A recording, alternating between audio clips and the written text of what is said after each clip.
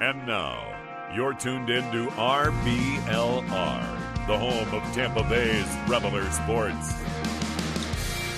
What's up, guys? It's RBLR. We're just tuned in. We're excited. It's the off season, so things are a little slow, but we're still excited. We're pumped. We're hyped. We're really excited to get things going. I think I used the word excited about 5 times in the past 30 seconds, but that's how it be sometimes. That just sums up how we're feeling. What can I say? Yeah. I hope y'all are having a good week. I hope everyone's having a good time. Having a good February. Month's almost over. First things first, before we get into anything, I got to introduce my amazing bomb co-hosts. Musab, Tariq, say hello. Say what's up to the people. What's going on, RBLR Nation? Doing well as always. Gotta say, the feeling is a little bit different now, especially because, the Super Bowl is over and everything. It's just time to just see, whatever goes on. We're going to have some dead weeks. We're going to have some really, lively weeks based on, whatever happens during this off season. But yeah, welcome to the off season, ladies and gentlemen. This is it. You know what I'm saying? There's still something to look forward to. And as weeks go on, we're going to hit the draft. And that's where it really matters. You know what I'm saying? Who are our next That's right. stars? The young goats. Who knows? Maybe we get someone like, Mr. Irrelevant out of nowhere and he becomes a star. You know what I'm saying? So we're in for a treat. We're always in for a treat. I don't think it's over. I want to let you know, I'll keep it simple and brief. It's not over just because Brady left. All right. We're making some changes, and I'm very optimistic just because there's no reason to be pessimistic. And for that reason, I will pass the mic along to Zach Blaine in the house. Zach, how are you feeling tonight? Hey man, after that intro, I don't know how I could feel anything but fantastic, brother. Yeah, I know that's right. I mean, like Musab said, this is where championships are born, not to be cliche or corny or whatever, but the offseason is where the important things happen. It may be boring, it may be dull, it may not be a lot of action. Although I've been watching some XFL games. I don't know about y'all, that's kind of fun. But Yeah.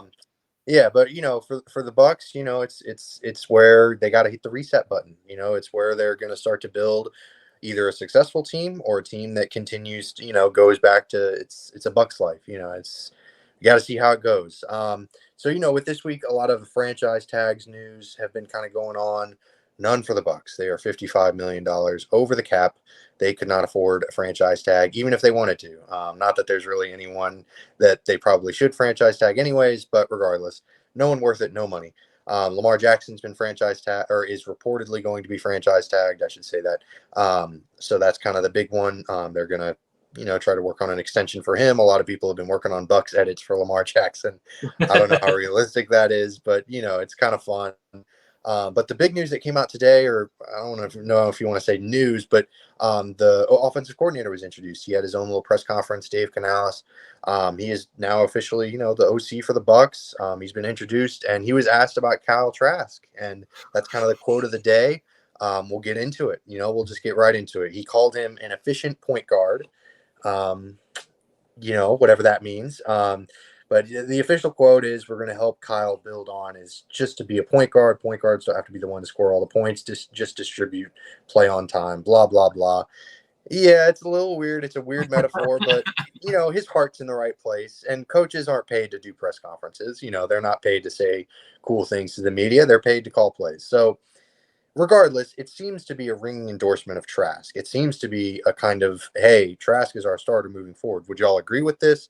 If so, how do you feel about it? If not, maybe you think this is just kind of smoke and mirrors. Musab, we'll start with you. How are we feeling about this quote, and how do we feel potentially about Trask kind of being solidified as a starter, not even thinking about anything else? If we're going to go with Trask, then we should give him enough tries. For sure. Commit to him. And for me, I'm thinking it could be ugly. And I just hope that the Buccaneers are ready for that. You know what I'm saying? Because we still don't have experience. Fine. You want to throw some guy out there, just imagine the way the 49ers tossed out Brock, Purdy out there. You know what I'm saying? It was a little do or die situation. I don't think it's going to be, the same. Looking back, it's just it's always hard to say this, and I've already mentioned this a few times. Knowing that we got him, second round does throw you off a little bit because there's a piece in your head thinking, well, damn, like if you got this guy second round, now he ought to be at least something. You know what I'm saying? So maybe this is his opportunity, but it's just it's literally on. It all comes down to this: if we're gonna run with him, then so be it, right? And then we need to be aware that it's honestly, I think it's 50-50. It's like you're rolling the dice, okay? And if not, we get someone else with a little bit more experience. But again, that's my biggest issue. It's one thing if he was like Teddy Bridgewater under Tom Brady or something. You know what I'm saying? He's not no Teddy Bridgewater. He's barely played or anything. You know what I'm saying? It's a big deal when he does play, just because finally the second round pick in this draft has finally got his opportunity to finally play. You know what I'm saying? Right. So Yeah, I mean, if he was worth, I'll tell you this, man. If he was worth something, I feel like maybe Brady would have some small little breaks, especially when there was times that we were kind of running over our opponents. But we throw in Gabbert, okay, and now Gabbert's a free agent. You know what I'm thinking? I'm thinking that there hasn't been that much trust in him, and it just, as of right now, the way you're mentioning it, Carter, is perhaps that this is just what we're gonna have to trust. I don't know. Maybe this is a mental game. Maybe he's like, oh my God, finally, for this is my time. I was just piggybacking off of Brady and all that, and whenever I had my opportunities, I would just perform however I could. But the mentality changes, man. There's a lot of players in all these leagues, NBA, NFL, and all that, where they come out of nowhere. They're sixth, seventh, eighth man, but they join another team, and they're not the star, but they're starting. So who knows what happens? But I'm still not gonna say I'm optimistic. I'm still not gonna say I'm optimistic, because if I was optimistic, I already would have seen more of this guy already, more than for sure. Gabbert. More than Right. Gabbert.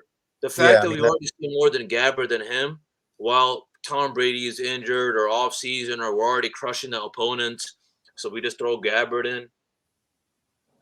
It tells me that something's off, and Right. unfortunately, maybe it's just deep down there's a side of me that thinks that the Buccaneers organization is too embarrassed to admit that maybe Kyle Trask was not worth a second round pick, For and I'll leave sure. it at that. Right. Yeah, I mean that's a great point. I mean, it's kind of, you don't want to admit that you wasted a second round pick after you just won the Super Bowl. That's definitely a difficult thing to admit. And I like what you're saying about kind of just go with them, commit to them. There's no half-assing it. Like if they want to commit to Kyle Trask for this season, then do that with the draft. Do that in free agency. Don't spend another second or a third round pick on another quarterback. So I'm with you. They got to commit to him. Zach, how about you? How are we feeling about Trask? Are you maybe a little bit more optimistic than Musab? No. How do we feel about the point guard analogy? I don't understand how, with all due respect to him, I don't understand how he can come in and claim that Kyle Trask is like an efficient point guard. He's been with him all of a week, and we're in the off season. So Right. it feels like he's coming in and he's saying what he has to say to get that point across. Like, oh, I have faith in him. I mean, nobody's going to come in and be like, oh, well, I don't trust our quarterback. I don't Right. trust this guy. So I think that he's saying what he has to say. There's no way that this man can come in and be like, you know what, he's a good guy. He's going to be good at his job. It feels like it's just a publicity thing. Like, I want to say the right stuff at the right time. I have no faith in Kyle Trask right now until he shows me differently. But I do agree with Musab that we've got to, if we're going to roll with him, we've got to roll with him. We can't have someone breathing down his neck, waiting to take over. I think that it needs to be a ride with him until the brakes fall off this season, and then we get Caleb Williams next season. Yeah, I'm with you. Yeah, because the worst case scenario, like you said, is just this was going to be a wasted season anyway. So you start him, and if he turns out great, then hey, wonderful. You have a franchise quarterback potentially moving forward. And if it doesn't, then you were probably going to spend a first round pick on a quarterback next season anyway. So Exactly. it's a lost year that was going to be lost regardless of who was under center, which is tough. But that's the reality. That's unfortunately the reality of building a Super Bowl contender, and that's just what they're going to have to deal with. So, kind of moving towards the point guard analogy, because that was so important. I mean, it's just kind of funny, and thinking about it, I started thinking about, like, well, what happens if the Bucs had a basketball team? I mean, who's their starting five? I mean, it's kind of silly, it's kind of funny, but it's the off season. We gotta milk this stuff, and it's kind of I got fun. Vita Vea at center. You got Vita Vea at center for sure, man. Absolutely, he's not getting up to block anything. No one is getting past Vita Vea, man. Vita Vea is like the Shaquille O'Neal of the Buccaneers. Okay, so Vita Vea is the center. All right, I think I'll agree with that. Zach, do you have a different idea for who the center would be? I don't even know. Like I've put no thought into this. So I just thought Vita Vea is dog, and I was Vita Vea. Yeah, Vita Vea. Like I feel like build wise should play center, but I feel like height wise, maybe more of a small forward. Well, but not athletic enough to play small forward. So that's gonna be the biggest small forward I've ever seen. And that's what I'm saying. How tall is Vita Vea though? Like 6'6". Well, the thing is, most NFL players are not like taller than 6'6", dude. Right. That's kind of so that's why I'm saying, like, realistically, a guy like, I don't know, Anthony Nelson. I know he's taller than Vita Vea, and he's got to be great in him. Maybe we put him at center. We put Vea at power forward. He had the best center then, huh? Yeah. I remember when he was in the Bucs, he was like 6'7" or something, dude. Big dog. Yeah. Right. Yeah, I mean, hey, a small ball to line up. You know what I'm saying? But I have to say, I don't mean to interrupt you, Carter, but no, not at all. This whole little point guard analogy, let me tell you something. This is the way I see it, dude. Whether Trask starts or whether whoever starts, the issue is that the quarterback situation is just super kind of sensitive when it comes to leadership. And what happens is, and my friend Zach Blaine is a military man. What happens is, the way I kind of see this, honestly, and some may not understand this, and I didn't serve either, but I'll tell you this, man. The way I kind of feel about this is like, Kyle Trask, he's a new officer, and you have all these enlisted soldiers like Mike Evans. You got Chris Godwin, who are experienced. And you have a young officer leading a whole pack of, experienced soldiers. It's hard. It really is. That's my issue. That's the way I'll summarize it. That's why I don't think it's going to work. But if that's the only way if that's the way that we decide we want to go, then so be it. But he is not a point guard. He's not going to be a point guard. I'll tell you this. Honestly, I'll tell you this. I think the biggest issue that's going to happen with our Buccaneers this year is there may not be a true point guard, whether it's Kyle Trask or anyone. It's really hard to be a championship team with having a true point guard. You know what I'm saying? No team has been successful without a really good, QB leader. Yeah, and I think you nailed it on the head in a sense, because whether it's a quarterback or not, we don't have any vocal leaders on this team anymore. Like, well, that we know of. Let me rephrase that. That we know of. Like, Levante David, who has been a leader of that team, is a free agent. Brady's gone. It just feels like defense. Yeah, that's more someone's going to have to step it up and be that leader and play that leadership role, or this team is destined to fail. No matter how much talent you put on a team, if there's no direction for the team, it's not going to go anywhere. Yeah, that's the thing. I think for me is I think being a leader is not something easy. All right, but I'll tell you this: someone like Tom Brady, calling out Mike Evans for when he's screwing up, it's easy for him because he's the GOAT. You know what I'm saying? He's experienced. Whatever he says, everyone listens. It don't matter if you've already spent 10 years in the NFL or 1 year in the NFL. Man, you just shut up and listen to the GOAT. It's hard to listen to someone who's only been in the league for 2 years, barely played and all that. You know what I'm saying? Sometimes it does work out, but that's the biggest issue. I think honestly, It comes more down to team chemistry wise more than this.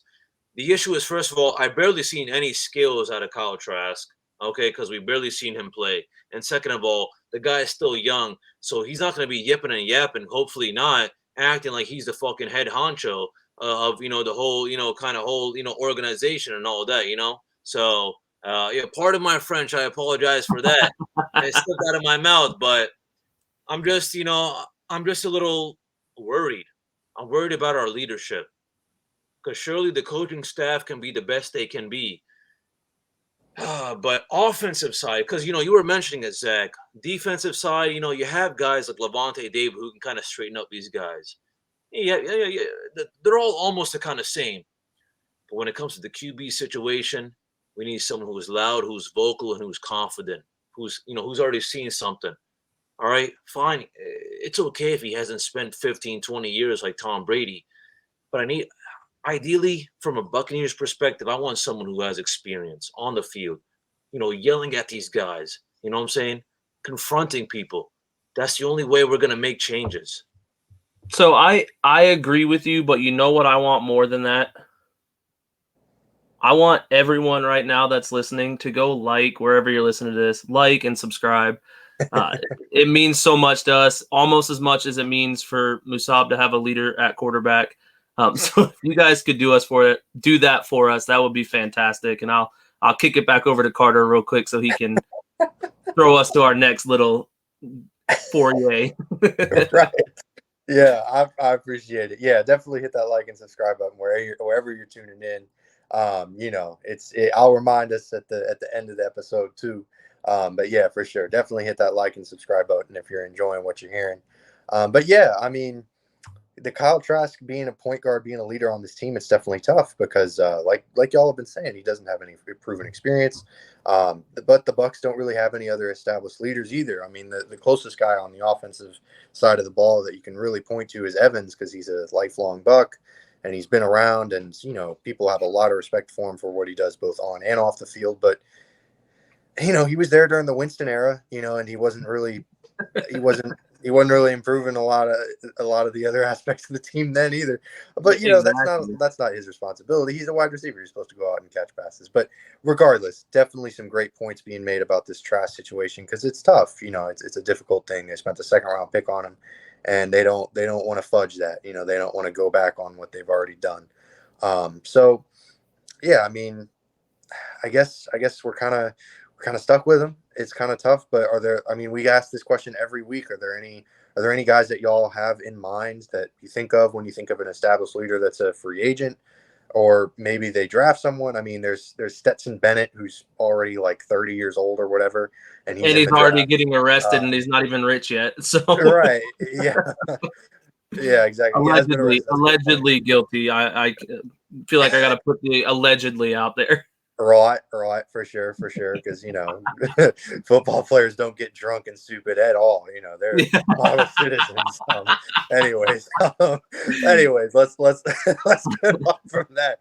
But no, I mean, are there any guys out there in free agency or the draft that you think of that are kind of established veteran leaders that maybe you could bring in, even just to mentor Trask, so to speak? Zach, we'll start with you. Are there any guys that you would want to bring in, maybe? I feel like it's not anyone that we've not talked about, but right. I am, and I know we've had this little back and forth, I am a firm believer in bringing in a guy like Baker Mayfield because he is a guy. Listen, I know he's not going to put up Hall of Fame numbers in Tampa. I know, but he is a guy that's been in the league for a little while. He's a guy who has now dealt with adversity. Yeah, so first overall pick.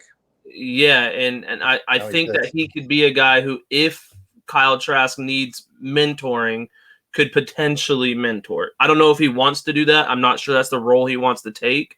But if it is, I think Tampa's a good fit because if he does have to play or he does get to play, we have weapons. If we could just find somebody to use those weapons.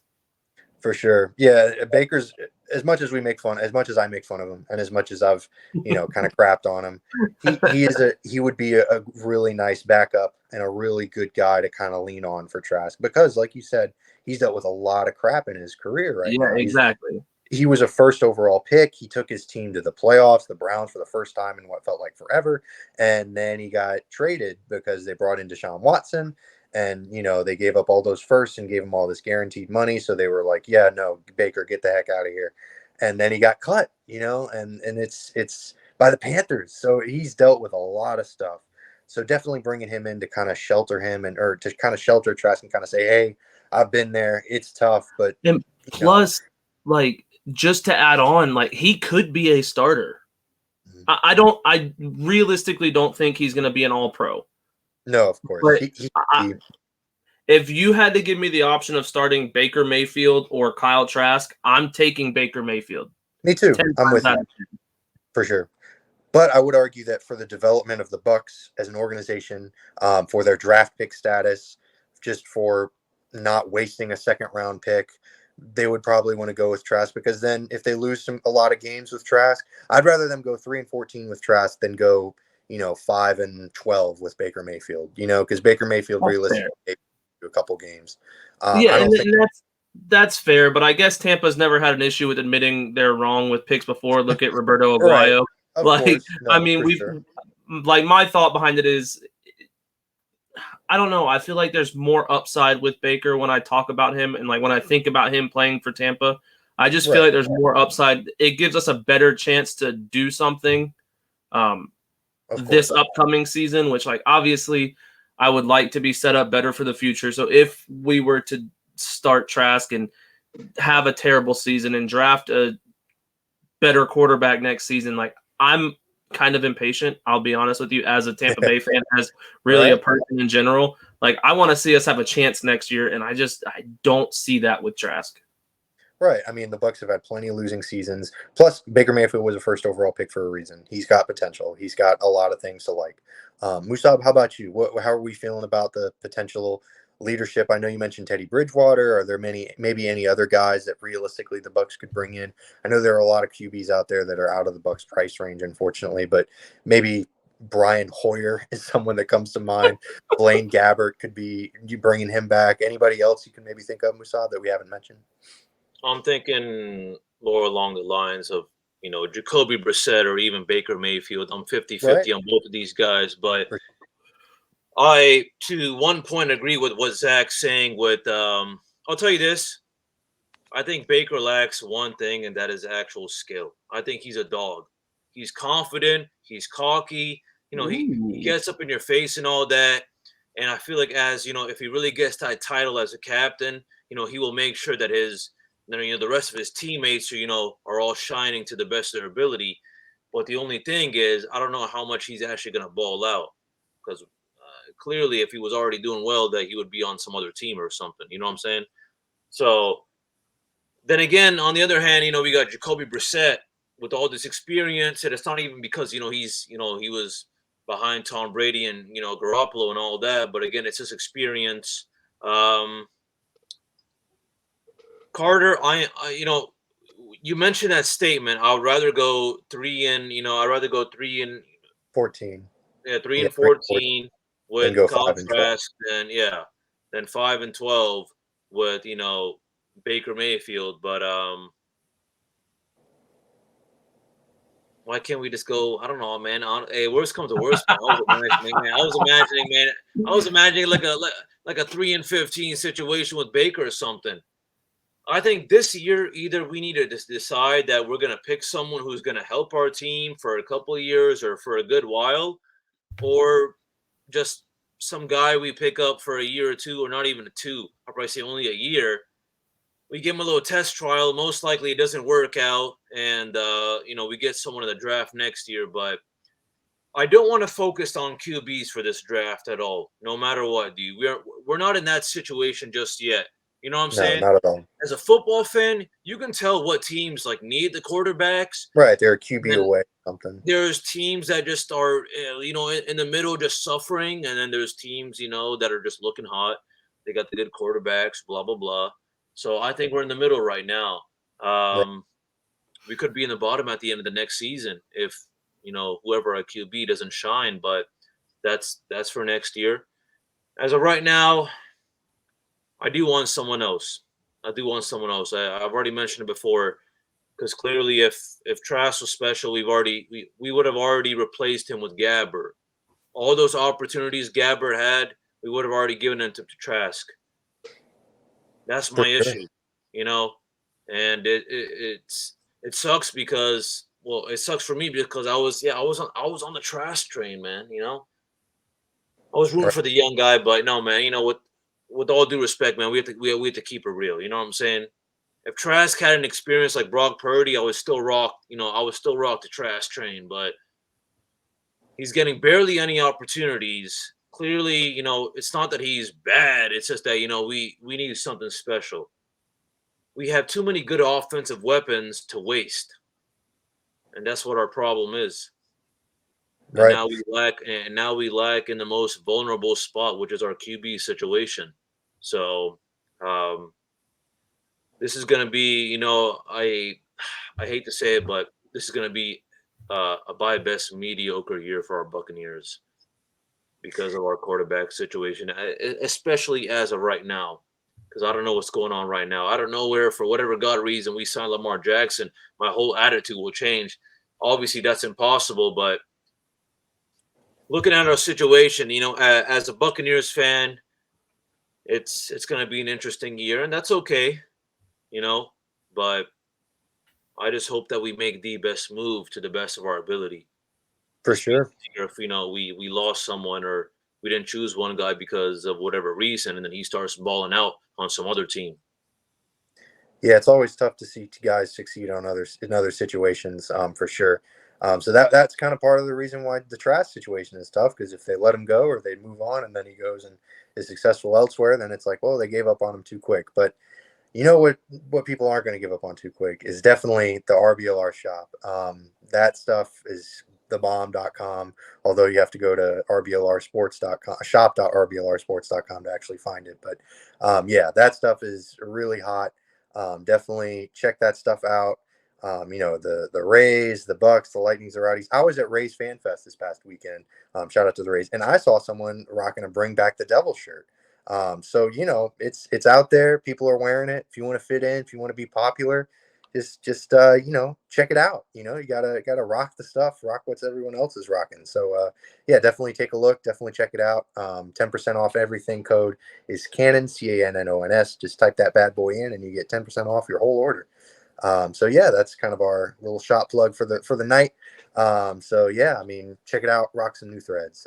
But kind of moving on, we're kind of looking forward towards the draft. We've kind of talked a lot about, the Trask side, the QB position, because it is the most important position in football. But the Bucs have, it's 11 guys play on each side, Yeah. So there are other positions to consider, and the draft is going to be huge. So what are 5 positions that y'all are thinking of? I'll name mine first just to kind of kick things off, but there are definitely 5 positions that I think of that the Bucs need to address in this draft. And in order, by the way, this is in order of priority. First priority, left tackle. Got to get a left tackle because, good Lord, Donovan Smith is gone. He needs to be out of here yesterday. Cornerback is my second priority because Jamel Dean's gone, Sean Murphy-Bunting's gone, and Carlton Davis, as he's a solid corner. He can't cover everyone. And then safety position is my third priority. Keanu O'Neal is gone. Mike Edwards is more than likely out of here because they just can't afford to keep either one of them. Logan Ryan's gone. I think Antoine Winfield might be their only rostered safety. So just based out of pure, you got to fill the roster with bodies. That's that's got to be a position that they address. Interior defensive line, Akeem Hicks is gone. They need to address that. William Golston might be out of here. Who knows? Definitely need another interior lineman, and then interior offensive line because I can't sit through a year of Luke Gadecki being the left guard. I just can't. He was given a fair chance. He was given plenty of games to show what he can do, and he clearly just does not have it. I mean, hopefully he proves me wrong. Hopefully he's get put into a spot and he succeeds, but I just don't really see it happening. So very long-winded top 5, but a top 5 nonetheless. So Zach, we'll start with you. What are your top 5 positions? Feel free to give the same long-winded explanation that I did. So mine is not necessarily in order. Okay. It's just 5 needs. I got cornerback. That's probably my number 1 need in my opinion. Okay, cornerback's number 1. Because right now under contract we have Davis, Carlton Davis, Zion McCollum, Anthony Chesley and Deron Lowe. Those are practice squad guys. Like they're technically on the roster. Right. Then I've got inside linebacker. That's a good one. We have Devin White. That is the only actual inside linebacker under contract right now. Then I do have interior defensive line as well. Again, 2 on the roster. We've got 2 practice squad guys and Vita Vea. That's all for our interior D line. Then I have safety as well because, again, it's 2 practice squad guys and Winfield Jr. And then I got quarterback on there, not necessarily draft related, but just position of need. We have Kyle Trask, and that's it. So even if we sign a backup, we need someone else in the locker room. No, for sure. And I think they could easily spend a 7th round pick on a quarterback just to fill a roster. Exactly. So, that's exactly where my head went with it. Even if we pick up a guy like Stetson Bennett or Max Duggan or Duggan, however you say his name, like anyone in the 7th round at this point, just to have a backup over there, I'm okay with it. Absolutely. Yeah, that's a great point. And inside linebacker was definitely just outside of my top 5, as was quarterback. Those were kind of the first or the last 2 out. I don't know how any of that works, but they were definitely on the cusp. Musab, how about you? What are your kind of positions of need for the Bucs? I was thinking more of the draft, but we can also go just in general too. That works too. But either way, positions of need for the Bucs. Your top 5. Position wise, I agree with y'all both on some certain things. I think the 2 big things for me have always been these last 2 years. Even when we won the Super Bowl, I feel like I was mentioning this, during that season. We need more. Yeah, I mean, well, more than anything, now we need more DB help. So I'm talking cornerback, safety, and also offensive line. Okay, because I don't know who's protecting who, but we need some better guys out there. Carter, I know you've had enough of Luke Gadecki and all that, and then Donovan Smith, may call his days as well. So, we need some people, giving our new QB some time. But on the defensive end, same thing with the DBs, safety, cornerback, or my next, 2 and 3. I'm looking at defensive line as well. I think the whole rest of the offensive line, and I'll throw in the quarterback, but the quarterback thing I'm hoping is more of an off-season trade or a signing or a free agency. If you get a quarterback, I only want it to be like the last round, just because we think that we have gotten everything, and we just want to get some last round guy because we want to give him a shot, and we have the chance to do it. So, but no, I'm looking at yes. Offensive line and DB is kind of at 1-2. Defensive line and with the linebacker situation as well. Those are some things we need to prioritize. But that's about it, though. Yeah, sorry. We're just gonna go through some changes. I think we are slowly turning into a more younger team than an older team. You know what I'm saying? There's some kind of like old head vibe kind of teams that be running the show. That kind of gave me the vibe when we won the Super Bowl. Even last year, we had some really experienced guys, but things will happen. People are gonna leave. People will come and all that. But for me, it's just those things we need to prioritize more than anything. But especially offensive line and DBs, I want these guys to be locked up. And then for me, on the defensive side, it's just depth. I want depth. So it really comes down to this, Carter and Zach. I'm thinking, I don't know, I'm really 50 on this, which is, do we want to go for more like a B plus, maybe B minus depth, like situation with our needs, or do we want to kind of get some C grades and then risk and try to snag some guy and think he might be a little A minus, A plus? You know what I'm saying? Right. You get what I'm saying? I do. Yeah, you're thinking it comes down to it all comes down to money. You know what I'm saying? So how much do you focus with the money and the depth on all these on all these positions? Right. I think what you're getting at, especially with the draft, do you want more of a low, like a high risk, high reward kind of guy, or do you want more solidified, like, oh well, they know what they're doing. They're not going to be Pro Bowlers or anything, but they'll fill the roster spots. They'll be good depth pieces that can start in a pinch. But or do you want a really low floor but high ceiling kind of guy? I get what you're saying. More like project guys.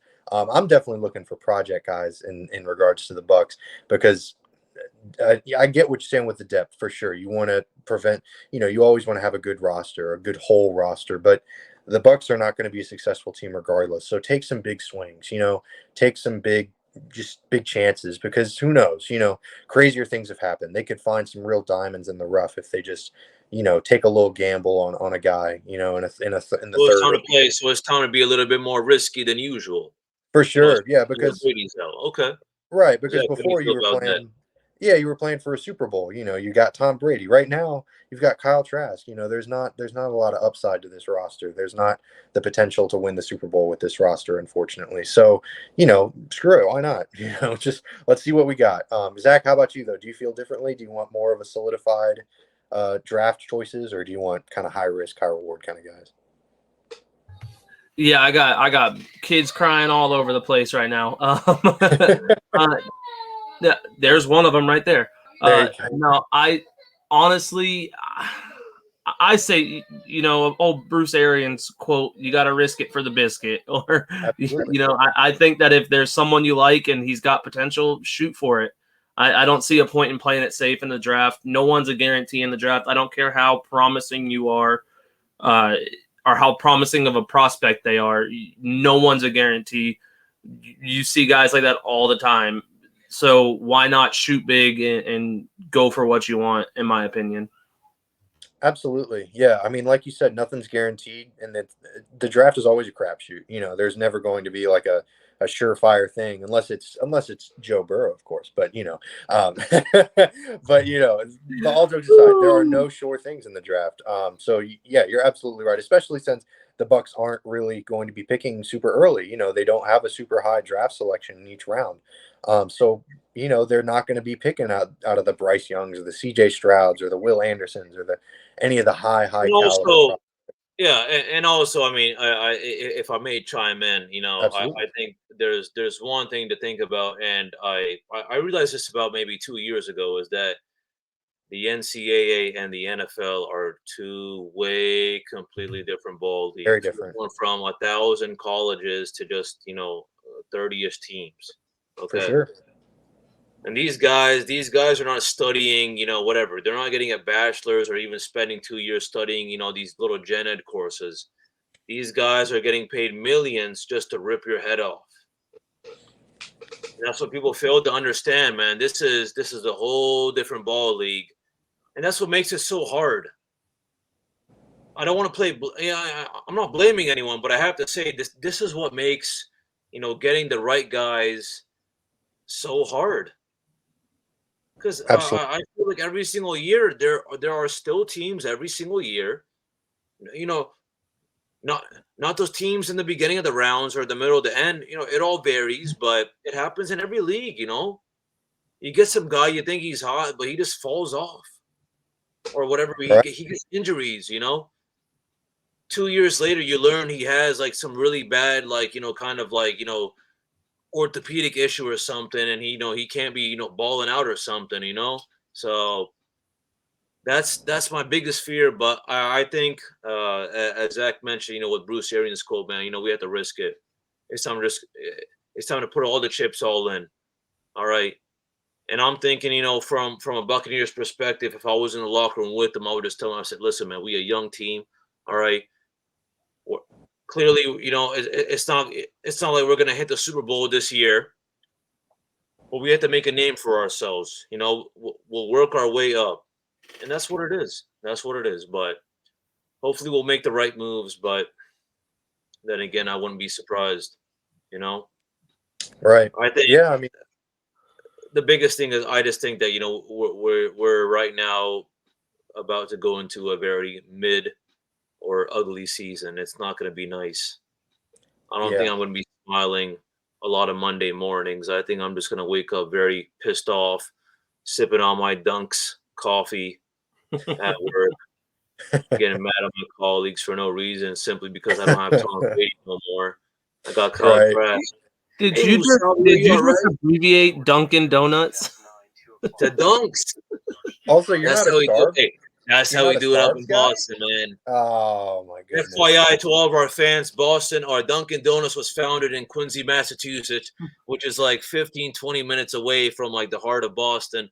So that's Oh why my people in gosh. Boston are very in love with Dunkin' Donuts. I'll tell you this, man. Boston is the only place where I've seen more people choose Dunkin' Donuts than Starbucks. Everybody, their mothers, going after Starbucks for their little pumpkin spice lattes. We got pumpkin spice lattes as well, man. And we cheaper. Word.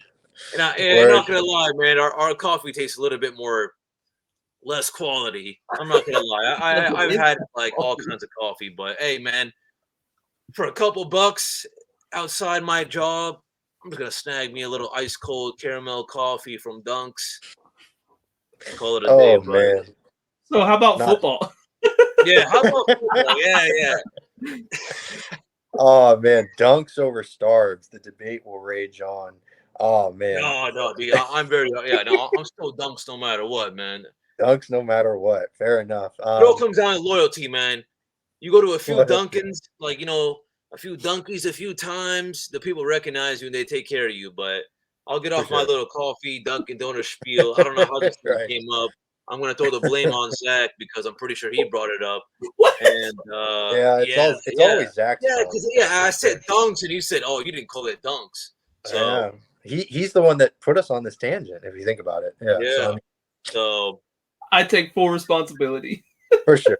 Yeah. What can you say? What can you say?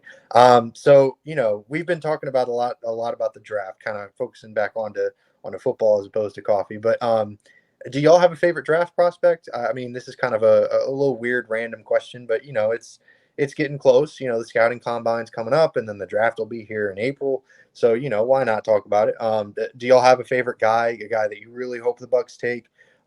Zach, we'll start with you. Do you have kind of a guy that you're looking at? You're thinking, oh man, he'd be a perfect fit with this organization. I've got three. I've got two. Three. I've got two that are like first round picks, and then one sleeper. Okay. Joey Porter Jr., Solid corner out of Penn State. Penn State. Christian Gonzalez, corner out of Oregon, and then the Kansas State. He's been blowing up since the Senior Bowl. He's like 6'2", 220. Another corner, but Julius Brents out of Kansas State. Like, if you guys haven't seen any tape on him or watched anything on him, I highly recommend it because he could be a steal later on. All right, I dig it. Yeah, I mean, those are some really solid guys. Yeah, I mean, corner definitely super important. We've talked about it already. The cornerback position is definitely going to be addressed at least once in this draft. I wouldn't be surprised if they maybe, they're gonna address that secondary twice probably in this draft. Musab, how about you? Do you have a favorite prospect in this draft coming up? I've been looking around and all that, and I haven't seen my two things were DBs and offensive line. Offensive line, I mean, there's a lot of prospects. It's just hard to really say what kind of guy is really going to fit in the NFL system. So I was leaning more towards DB in the first round. They were going to be a little bit more risky. And I got to say, I've been looking around. People have been talking about him. He's not some little hidden gem or something. But I'm looking at Alabama, corner Brian Branch, just because I was like, okay, a lot of people been chatting about him. I saw his highlights. I saw a couple of videos. I want a dog. You know what I'm saying? This guy's coming out of Bama. I think he knows the system and all that. I think he can pick it up real well. He seems very versatile as well, and that's what I'm looking for. I think the way we're looking at our situation right now, I think this is an ideal rebuilding year. This year, I think, is going to come down to what kind of young guys or new guys pick it up, and really do their best. And then from there, hopefully, our coaching staff and kind of nitpick, the guys who are just not doing it. You know what I'm saying? There should be some form of team chemistry that should click together. You know what I'm saying? And if there's certain individuals that are not, performing or that are not clicking, we should get rid of them next year. But right now, I think this is a trial year. We should be a little bit more open to, playing a little bit more risks. I think we should go DB first round. That's why I like Brian Branch. He's coming from Bama. I've seen a couple, I've seen a couple clips from him. This guy's balled out for sure.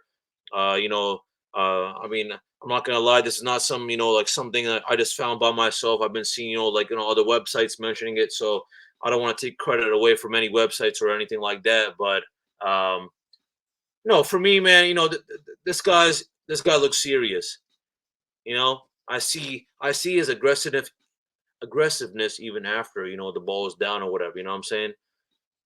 I just want someone who can just be the best they can be, and coming from a really good institution as well. It's Bama football we're talking about. So I'm trying to think, actually, guys. Zach and Carter. I'm trying to think. Who's the last kind of like big kind of school guy? I'm thinking that we got. I feel like LSU was like Devin White. You know what I'm saying? There was like a couple. Right. For me, man, I think Kyle SEC. Trask is from Florida. You're right about that. I think SEC trumps all. So as of right now, my question is more like, okay, well, with SEC, who are the last guys we got? And Kyle Trask and Devin White. But that's I wouldn't know. I'm not an SEC fan. I'm a Pac-12 fan. So. Ooh, okay. Yeah. I'm an Oregon State fan, diehard. Every other show knows this. Right so, okay. Yeah, I'm a Pac-12 fan, so I don't pay And attention to the SEC unless we're playing in a big game. Oh, okay, I got you. No, man, I'm a firm believer. SEC football is different from everyone else. I don't think Big Ten plays defense. I'll tell you that, man. That's a firm statement. Big Ten don't play defense.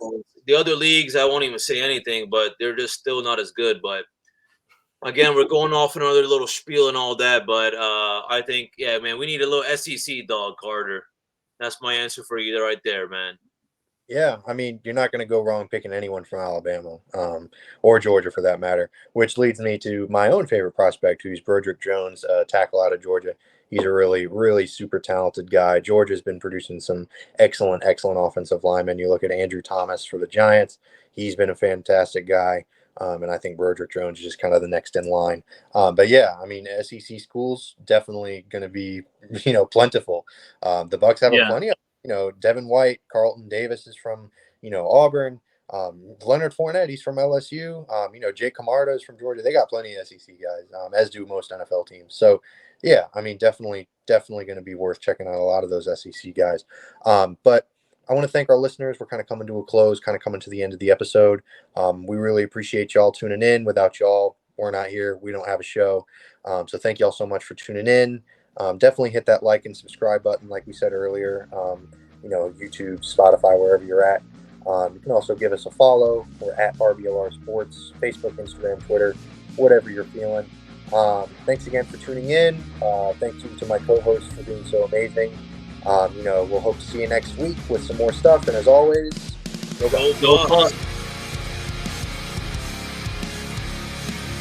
Thank you for tuning into this presentation by RBLR Sports. On your way out of the stadium, please remember to like and subscribe.